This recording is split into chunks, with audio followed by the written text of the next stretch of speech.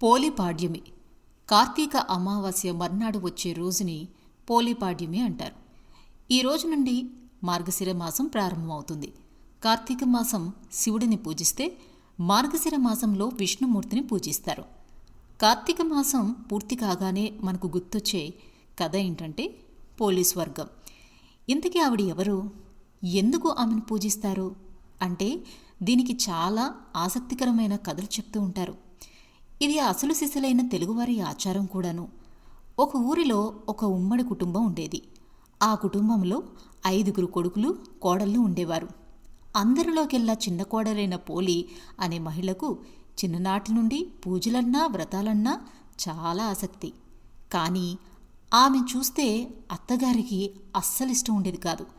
పూజలు చేయటంలో తనను మించి భక్తురాలు లేరని, ఆచారాలను పాటించే హక్కు తనకే ఉందన్న అహంభావాన్ని కలిగి ఉండేది ఆ అత్తగారు.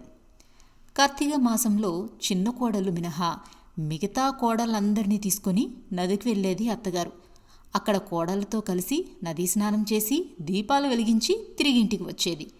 తాను దీపం పెట్టి వచ్చేలోగా చిన్న కోడలు తనకంటే ముందుగా దీపారాధన ఎక్కడ చేసేస్తుందేమో అని పూజా సామాన్లన్నింటినీ కూడా వెంట తీసుకువెళ్ళిపోయేది అత్తగారు. కానీ పోలిని దీపం పెట్టకుండా చేసిన ప్రయత్నాలు మాత్రం ఫలించలేదు. పెరట్లోని పత్తి చెట్టు నుండి పత్తిని తీసి దానితోని ఒత్తిని చేసేది పోలి. కవ్వానికి ఉన్న వెన్నను ఆ ఒత్తికి రాసి దీపం వెలిగించేది. ఆ దీపం ఎవ్వరికీ కనిపించకుండా దానిపై ఓ బుట్టను పోర్లించేది. కార్తీక మాసమంతా ఇలా నిర్విఘ్నంగా దీపాలు వెలిగించింది పోలి. ఆఖరి రోజైన అమావాస్య రానే వచ్చింది. ఆ రోజు నదీ స్నానం చేసి దీపారాధన చేసేందుకు బయలుదేరింది అత్తగారు.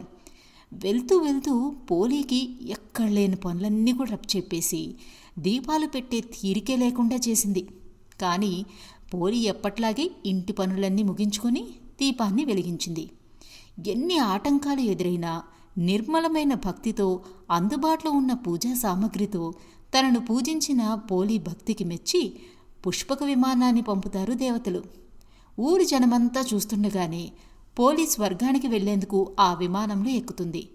తనకంటే ముందు పోలి స్వర్గానికి వెళ్లడం సహించలేని అహంకారైన అత్తగారు పోలి కాలు పట్టుకొని కిందకి లాగేస్తుంది. మిగతా 4 కోడళ్ళు ఒకరి కాలు ఒకరు పట్టుకున్నారు. అప్పుడు ఆగ్రహించిన దేవతలు పోలితో వారికి పోలిక లేదంటూ కిందకి నెట్టేస్తారు. పోలమ్మ స్వర్గానికి చేరుకుంటుంది.